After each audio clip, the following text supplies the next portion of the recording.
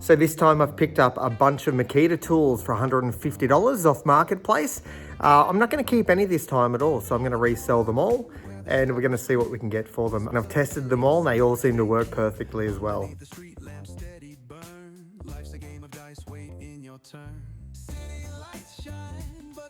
I've already changed my mind. I'm only going to keep one of the tools, okay? Just one Makita.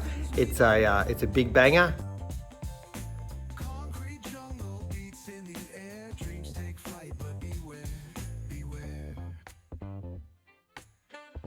Honestly, someone's going to get themselves a real bargain here. A little bit of cleaning and good as new. So this gear here has a lot of life left in it. The Makita cordless 18-volt power tools. Selling these separately to the corded. Someone's going to get themselves a bargain here. Going to pop this on the Marketplace. I'm really happy to have restored this hard-working gear. This stuff has a lot of life left in it. The Makita range is quality and it's built to last. It's good taking the time to fix this stuff up and I'm looking forward to putting it back on the Marketplace for someone else to snatch a bargain.